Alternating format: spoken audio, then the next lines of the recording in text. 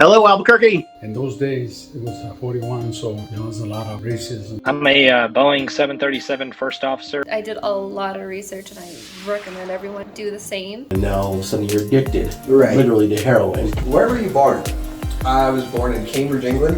Both my parents were drug addicts.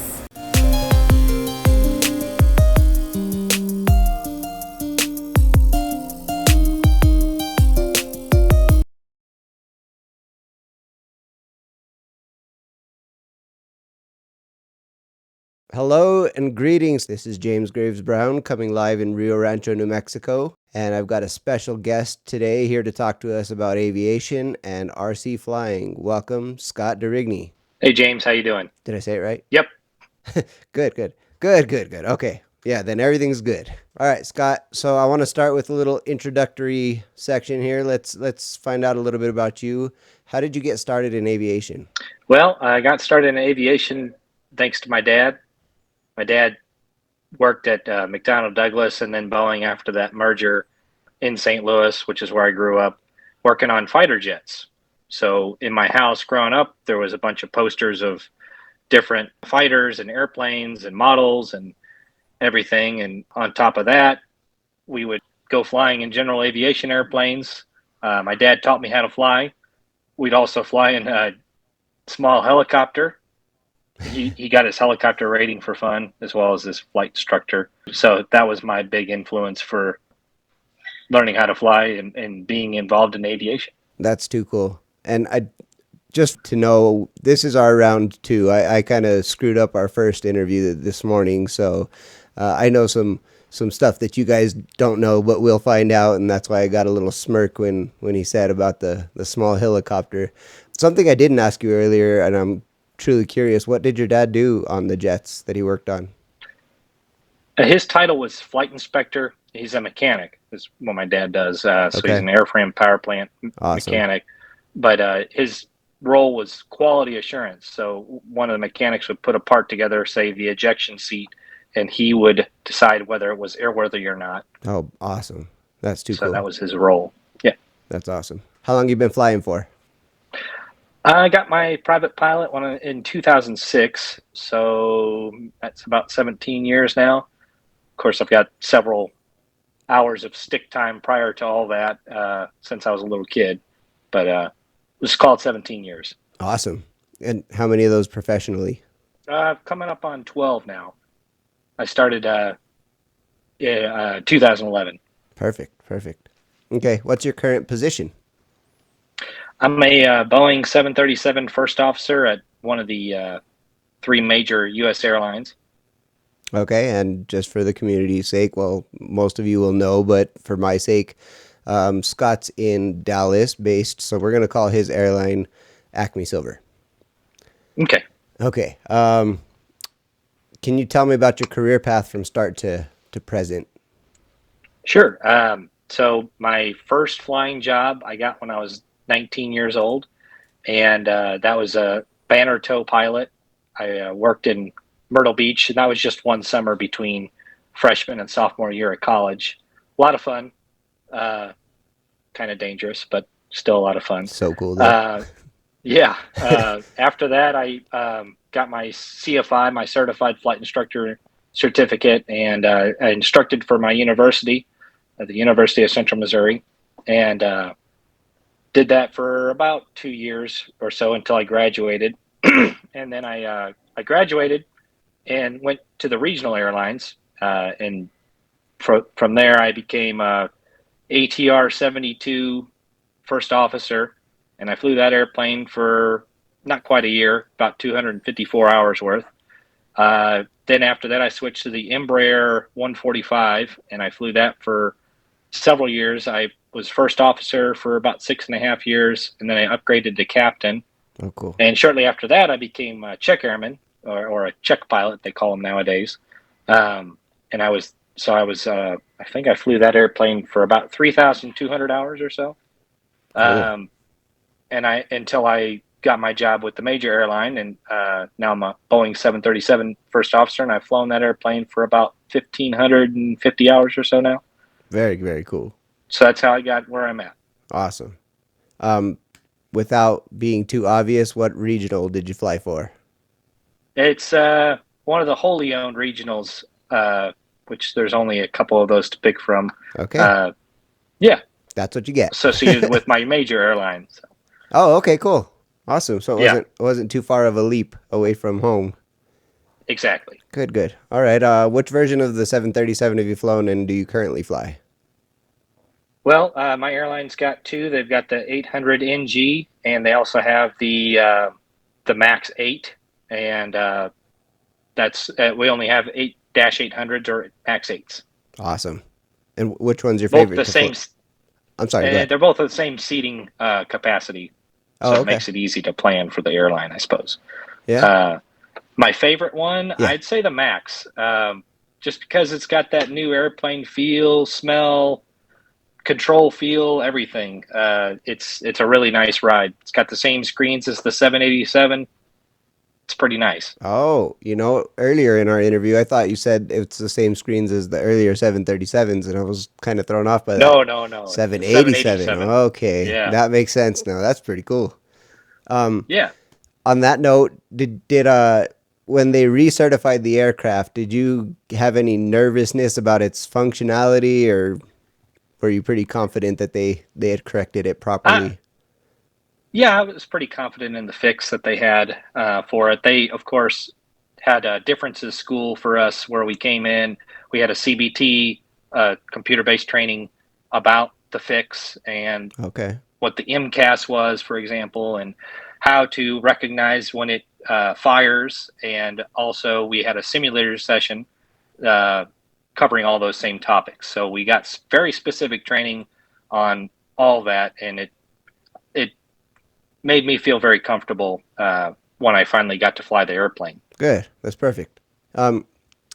My opinion, and it may not be the popular opinion, but I feel like because during the time of those crashes, we had several airlines flying that jet in the U.S. and not really too many issues or, close calls or anything. And I feel like, I may be wrong here, but I kind of feel like it's like the U.S. has higher training standards or more training maybe, and that led to our pilots being more capable in stressful situations, maybe higher decision-making skills. I don't know. That's just my opinion. Well, of course you're going to ask my opinion on that. We're all going to say, oh, of course we're better, but I don't. I'm not informed enough on the topic to really comment. That's fair. On that. So and I don't want to disparage my fellow pilots in other countries. That's fair. And I feel like maybe I'm probably wrong on that. I hope that I'm probably wrong on that. I'm confident getting on any commercial airliner, so I better be wrong on that. Yeah. Okay, let's move on. Are you type rated on other aircraft? Yep. ATR 72 when I was new hire at the regional, then the Embraer 145. And in the ATR training course, we got the ATR 42 type rating as well. Cool. So two of those, Embraer 145 plus the Boeing 737. So total of 4 for now. Awesome. For now. With plans for the future for more? Of course, yeah. Good man. If you could fly any jet, what would you choose? Anything. I'd probably pick an F-18.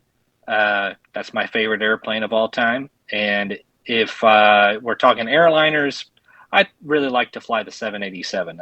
That would be pretty cool. Now, do you find any difference in the newer versions of 787 from the older ones? I've heard that a lot of pilots don't like the older 787s versus the 900. I haven't really talked to many 787 pilots about the difference between the Dash 8 and the Dash 9, so I couldn't say. Okay, fair enough. Why did you choose your current airline? Well, at the time when I was picking regional airlines, this was 2011, so it's right after that 2008 recession. So not all the regionals were hiring. Some of them required higher minimums than what I currently had. So I had a friend go to this airline that I ended up choosing, and he kind of told me about it. And I liked the idea that it was a wholly owned regional. Turned out well for me, and I was afforded the flow through, so that was a direct career path to the major airline. Beautiful. So it really worked out well for me. Good. And I assume, though, you did take a hit on your seniority, your rank? Yeah, I got up to one of the top percentage pilots at my regional, and then when you switch airlines, you start over from the very bottom. And in my case, it was a 15,000 pilot long list that I was at the bottom of. That is such a long list. Yes. And you did say something in our previous discussion about the shortage of pilots now. Yes. So you're moving up, unfortunately. I'm moving up quite a bit, quite quickly, thanks to the pilot shortage, because a lot of pilots are retiring. I think we have about 100 pilots a month retiring, which is an insane number. It is. It's creating lots of training, creating lots of movement, seniority-wise. So that's generally good for everyone. Yeah. Okay. Well, where do you generally fly, and what's your schedule look like? My schedule typically looks like a 3 on, 2 off, 3 on, 3 off. That's what I have this month, and hoping for next month too. Okay. More typical, I had 4-day trips where I do 4 days on, 3 days off. So that's kind of the cadence that we typically do. In terms of destinations, it just depends on the trip. Some trips are purely domestic trips. My status is also international, meaning we'll go down south all the way down to Central America. We'll go to northern South America. Occasionally, we'll go to the Caribbean if we're lucky. Lots of Mexico, Canada, and that's sometimes it's mixed. Sometimes you'll do south of the border for 3 days, and then you'll have to pack your coat because on the last day you'll be up north somewhere where it's really cold. So I have 2 additional questions off of that one that I didn't ask you earlier, but I'm really curious. Have you ever flown into the Princess Jean Airport? God, I can't remember what island it's on. St. Martin? St. Martin. Have you ever flown into that? Yes, and we jet blasted the beachgoers just that's so you're cool. supposed to. I want to do it so bad. I want to go there. Yeah, it was a lot of fun. That's awesome. And my second question off of that was, in South America, I know there's a lot of dangerous airports that require special training to fly into. Do you fly any of those? Yep. My company has special qualifications called Latin terrain, and we get special training from a Czech pilot or Czech airman just to go to these places. There's a handful of them. One of the more dangerous ones we go to is actually in Central America, Guatemala City, and that's due to the terrain around, the runway, lots of different factors to consider when you go to these dangerous terrain airports. But they sure are beautiful to fly into. And, I bet. And it makes it for a more exciting time when you're not worried about all the threats that could reach up and get you. That's cool, man. That's awesome. All right, so let's get into your hobby, the RC aircraft, the meat and potatoes of why we're here. All right. Tell me what got you into RC flying. Well, similar story to full scale. It was thanks to my dad. It was one activity that we used to do together when I was younger. So I think I was about 11 years old when we got into it. And my dad had one of his retired buddies from McDonnell Douglas teach us how to do it. And this was in like the late 90s, early 2000s when electric airplanes were just starting to come around. So we had an electric trainer that was, well loved. Awesome. That's really cool. Yeah. And how long have you been flying those for? Since then, so I was 11 then, so 34 now, so 20 plus years with a little break in between. Pretty typical story, actually. If you ever listen to any other RC related podcasts, when they interview somebody, they'll tell the same story. You go to college, you take a break, you start your family, start your career, no time to really participate in the hobby. But once my life settled down, I was able to get back into it about 6 years ago. Okay, well, you're a seasoned vet, it sounds like. How many do you own, and what types are they? I currently I had 9 fixed wing airplanes. Now I have 8. Unfortunately, this past Tuesday, I crashed my favorite airplane. Uh, that's another story. So I've got 3 drones, which are racing drones. That's the other part of the hobby I like to participate in. And of course, 1 RC car. What kind of car? It's just a Horizon hobby. Oh, I think okay. it's called a Centon. Just like a little sand buggy. Oh, cool. Pretty fun. Yeah. It can go 50 miles an hour out of the box, so it's pretty cool. Holy crap. Yeah. Is that a fuel driven or is that a electric? Electric, yeah. Oh, okay. That's pretty awesome for an electric car. No kidding, yeah. What's your favorite aircraft to fly that you own? Well, it was the F-18 that I crashed on Oh, Tuesday. It was an electric airplane that I had converted to turbine power.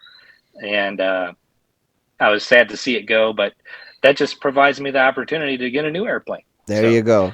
Not complaining about that. So my current favorite now, I would have to say, is my 7th scale F-16 turbine powered. It's pretty cool. Yeah. Are those your only 2 turbine powered?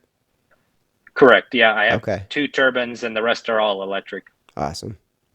Aside from the obvious size and ATC and co-pilot and etc., what is the similarities and differences between RC jet flying and full-scale jet flying? So similarities, you've got physics, lift, weight, thrust, and drag, center of gravity. All those considerations are the same, no matter your scale. So once you understand that, you're good for full scale or RC. Okay. Also, safety culture is very important to full scale as well as RC flying, because airplanes, no matter their size, will hurt you if you let them. So you need to take care with that. Makes The sense. other thing I would say is decision making. That's kind of a similar idea and method that we use, or that I would use at least. And of course, fun. They're both fun. So that's similarities for you. Differences: the cost, the accessibility, and less regulations to comply with RC, which increases the amount of fun I would say. That makes sense. Yeah, and RCs are obviously cheaper and more accessible for people. So Yeah. you can't afford to fly full scale, you can afford to fly RC. Yeah, you just don't get the same view, that's all. Exactly. Yeah. Well, there's ways around that, of course. You could do FPV flying. Okay. All right. Yeah. Speaking of regulation, is there any kind of licensing or certificate you need to be flying those? I wouldn't call it a license or certificate, but in order to go fly at the club places that I go to, you need to have most of them require to have an AMA membership, membership to the Academy of Model Aeronautics, and that gives you access to the model airplane community. It gives you an insurance policy, and so it's kind of a nice thing to have. Lots of information to access. The other thing you need to do, which is actually sponsored by the AMA, is the trust test, and I can't tell you what that stands for, but it's a relatively new thing. It's just a written test to check your safety knowledge. Remember, I mentioned safety culture is kind of important. Yeah. So it's not a test you need to study weeks and weeks and weeks for. So you go and take it. It's open book, and you just learn safety, and that's the point of that. The only, I don't know how you would even classify it. It's called a turbine waiver. So in order to fly turbine airplanes, you need to have a turbine waiver, which is sponsored by the AMA, and it's kind of a community learning thing. So you find an experienced turbine pilot that can observe you fly your airplane, check your setup, check your safety knowledge and things like that, and fill in any gaps in knowledge that you might have. And you have to do that with 2 different people before you earn your turbine waiver. Okay. So that's kind of how the community polices itself for safety. Okay. Awesome. Yeah. Is there any special designated airspace that you guys fly in, or can you just take your plane out wherever you feel like it and put her up in the air? Well, it's become more complicated recently due to federal regulations, the remote ID rule that's come into effect. So you can go fly as long as you have a remote broadcast module. To my understanding, don't check me on this, but you need to have a remote ID broadcast module to fly just anywhere, unless you go to a pre-designated spot called a FRIA, which all these clubs that I belong to and with throughout the country are becoming FRIAs, which is a zone where you can fly a model or a drone, as they call them. They're all drones. Okay. To fly without the broadcast module. So that I just mitigate that by going to the club field, because number one, there's not that many people around. There's not any property to damage or people to hurt. So it's kind of a safety thing for me too. But you could go to the park and fly as long as you comply with those federal rules. That's awesome. Is there any altitudes that you're not to exceed?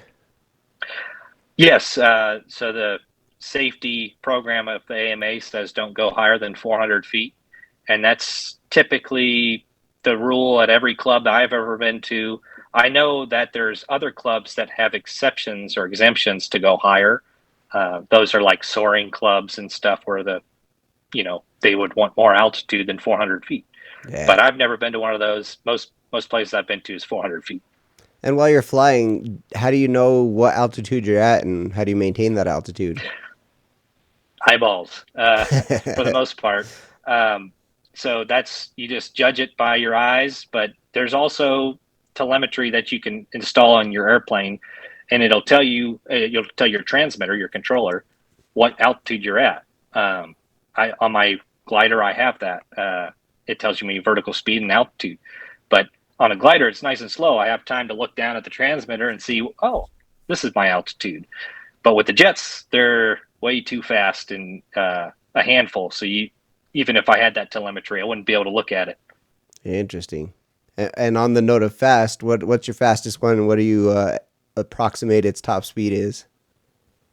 Oh, I haven't clocked my airplane, but it's going to be my turbine-powered F-16, and it probably could hit 200 knots if I really tried. That's nuts. I'll have to let you know after I get a GPS in it or something. Yeah, buddy. I definitely want to know. How does the weather, like humidity and extreme heat or extreme cold, affect your flight, if at all? Weather, the biggest threat to us doing remote control airplanes would be the wind. So that's the most common thing that RC pilots are concerned with. So that's mostly what we look at, but extreme cold, that can affect the performance of electric airplanes, because the lithium batteries, if they get really cold, they don't perform as well. So that could be a factor as well. And sometimes the sun, depending on where the sun is and where you're flying and things like that. But it's not as big of a factor as the wind. Okay. Yeah. What's the difficulty of controlling them, and how long did it take you to perfect that? Well, I'm still working on perfection, just like every other pilot out there. But it just depends on the plane. So you'd start out on a trainer, beginner, and you have intermediate airplanes, you have advanced turbines. Airplanes are usually considered intermediate to advanced airplanes, and it just takes practice. They have simulators now that are very realistic, and they help a lot to learn how to do it. So Simulators. you just work your way up. For RCs, simulators. They do. They Wow. indeed do have a RC simulator, real flight. They're up to real flight 9.5, I think. Wow, that's pretty cool. Yep. Have you ever crashed or destroyed a plane? Obviously, you said earlier that you did. Tell me about that. Yes. That's part of the hobby. You build it, you fly it, you crash it, and you repeat. That's just the way it is. So Yes, I have crashed airplanes, and I crashed my beloved F-18 the other day. Luckily, it wasn't a horrible crash, so I didn't lose my power system or my electronics, just the airframe. Okay, so you could just get a new airframe and you'd be good to go. Yeah. Good. Glad to hear it. Sorry for your loss anyway. Oh, thank you. So that being said, are they fairly durable in crashes, or is like one runway excursion going to kill it? Well, it depends on the plane, of course, and it depends on your mistake. My F-16 only likes the hard surface. Ask me how I know. Um, so it doesn't like the grass. It doesn't like to overrun the runway. Doesn't matter how smooth it is. Other airplanes don't care. They take off and land from the grass, hard surface or not. It of course, airplanes and trees don't get along. Naturally. Ask me how I know. So yeah, makes it all sense. depends on your mistake, but they can be fairly durable, surprisingly. Okay, good to know. Because, if I ever get around to flying one, I'm going to need the most durable one they have. Yeah, of course. What's the cost of owning one and flying one, like both annually and per flight? Well, trainer airplanes, you can get started for surprisingly cheap nowadays. You could probably get everything you need for $300 or so with a trainer. Then you get to intermediate airplanes, the things that I like electric jets. They're called EDFs, electric ducted fan. Okay. They run anywhere from $400 to $600, generally in that range. And then once you get to turbines, you start talking to thousands of dollars. So estimating cost of my F-16 all up with the engine, the airframe, electronics, all that stuff, it's probably about $4,000 flying around. And that's a cheaper turbine. There's definitely more expensive ones out there. Oh my gosh, that's nuts. It's awesome though. It's a cool hobby. So now, what's the cost per flight? Is there like assuming you go out and you dump a whole tank of Jet A in there, what are you looking at cost wise? My F-16 it's got a 1.8 liter tank.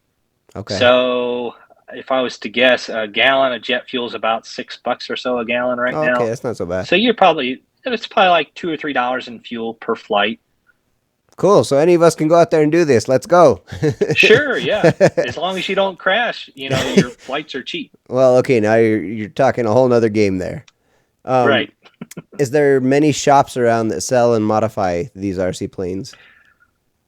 They're becoming a rare breed, the actual in-person shops. And I'll admit to my fault of not going to my local hobby shops. I would encourage anyone who gets into it to go and support, because that's where you're going to find your repair help, your expertise, knowledge of how to fix or build airplanes.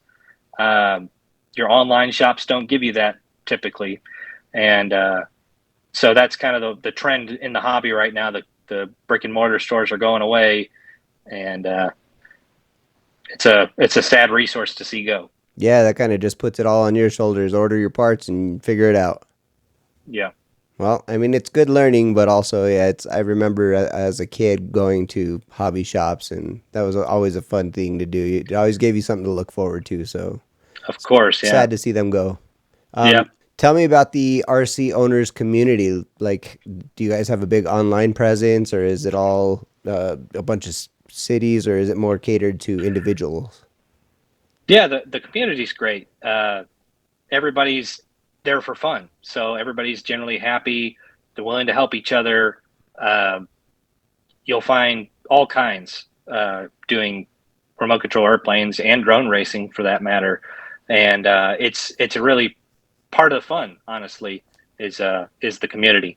Yeah, I understand. I have a Scion XB. I don't know if you know what that is. It's one of the real square cars. Well, I have met some of the coolest people online Facebook groups for XBs, and just there it's this whole interesting world that exists mostly on Facebook, but it's all throughout the country. It's really cool to see. It's always a pleasure to get around like-minded people that like the same thing as you and well, yeah, and participate. Yeah, I've found a lot of interesting, cool people in these podcasts that I listen to with the aviation community. So I'm Yeah. thankful for it. Do they hold air show style events for the RC planes, like, mini air shows and whatnot? Yes, they do. And those are always a lot of fun. Typically, it just depends on the club and the event, but it can range from a fun fly, as they're called, where anybody could come out and fly. Typically, they have a theme. The ones I like to participate in, I have to do with jets, of course, but they have warbird themes. They have float flies. They have just typical fun fly. Anything goes. So they have the fun flies, but they also have competitions as well, and invitational competitions where you have to be invited. And those competitions, do they give out, are they for money or for bragging rights or trophies? How does that work? All of the above, I think. I've Okay. never participated in one competition, but Fair enough. yeah, I think they compete for real prizes.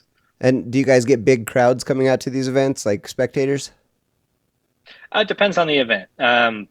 The club I belong to held like a 60th anniversary fly-in air show, so they invited the community, and lots of people showed up. Hundreds of people showed up That's to too watch cool. the RC air show. Yeah. And we've had other events where it's really just for the club and any random spectators. So it ranges. So, okay. So are the clubs and the events open to all experience levels? Of course, yeah. And the clubs are sponsored by the AMA, the Academy of Model Aeronautics, and they're a great resource for anybody who's new. They have both clubs I belong to have a training night. So if you want to learn how to fly RC, you arrange with the instructor to go out there once a week or more if you want, and fly a trainer airplane with an instructor at your side. And I assume that being the community is so open that you can find peers that would gladly teach you how to fly. Yep. Assuming each club you're has not designated instructors, and I've taken one person under my wing, but he was already a airline pilot, so it wasn't terribly difficult to instruct him. okay. So, yeah. Yep. Well, I would assume that if I walked up to somebody with my own jet, of course they'd be like, "Yeah, I'll teach you." Sure, yeah. Now, do you get spectators when you're doing your own private flying? Like, say you take your jet out to the club just for some practice or something. Do you get people driving by and stopping to take a look at what you're doing, or? Yeah, occasionally. The one club I fly the jets at is pretty out in the country. It's not really close to anything, so there's not so many spectators at that club. The other one that I attend is next to a bunch of soccer fields, so you'll get people all the time coming cool. to watch and that are interested. And when I'm drone racing, it's in a soccer field as well, so we'll get a lot of spectators coming out to see what's going on. You're supposed to be there to watch little Billy's soccer game, and everybody's got their eyes turned around watching the drones. Yeah, the drones are cool. They got LEDs on them, and they make a lot of noise. And yeah, I've watched the videos. We got the loudspeakers with the PA, people announcing and stuff. So that is nuts. Yeah, I don't comprehend how people have the skills to fly those things as fast as they do in the videos that I've seen online anyway. Yeah, me neither. Okay, so let's get into story time. I want to hear a good story about your past with aviation. Story, okay. Well, how about an RC story? Please do. Yeah, so when I was a kid, my dad and I would go to an abandoned airport in St. Louis area, and we'd fly our RC plane. And it was just before Christmas one year. I was a young teenager, and we were flying our airplane around, or I was flying the airplane around. And it was wintertime weather, it was pretty windy and kind of, dreary out. And the wind was pretty strong aloft. So I'm flying around, and this is my old electric airplane that had NiCad batteries in it. And one of the characteristics of NiCads is the power would fade over the flight, so you wouldn't have full power. Unlike the LiPo batteries today, where you get full power more or less until the end of the battery's life. So I'm flying along, and it's time to land. Well, I'm trying to get the airplane back to the runway, but the wind is so strong, I don't have enough power. So I'm full throttle into the wind, and the airplane's still going away from me. And it got so far away that it was just a little pink and yellow dot on the horizon, and eventually it hit the ground. Oh, so my man. dad and I go out and try and find it. And we're in all these farm fields and looking all over the place and not having any luck. So this is the day before Christmas Eve. So Christmas Eve, my dad goes out first thing in the morning trying to find it, can't find it. No. So pretty disappointing, you know. So we didn't give up that easy, though. Day after Christmas, my dad puts his name on the schedule to rent the helicopter that he was checked out in. And we went and flew an R-22 around these fields and did a search and rescue mission for our RC plane. So we found it, and but the helicopter's so small we couldn't bring the airplane inside. So what we had to do was just remember where it was, and we spotted it, and okay, remember it's next to that speed limit sign about 100 yards out to the north. Okay, and so we landed the helicopter, drove back over there, and found it. That's such a good story. How long do you still have that plane? No, it's long gone. Ah, that's unfortunate. That'd be really cool. Yeah, it would be. Okay, well, Scott, I want to thank you for taking the time out of your busy day to do this not only once but twice. So this was originally this morning was my first ever interview and my first ever try at podcasting, and so now is my second, and I'm very grateful to have you as my first guest. So thank you so much. Thanks for having me. A lot of fun. Of course. Let's give him a round of applause. All right, Scott. Thank you again, and we'll talk to you soon. All right. Thanks, James. Bye-bye. Bye.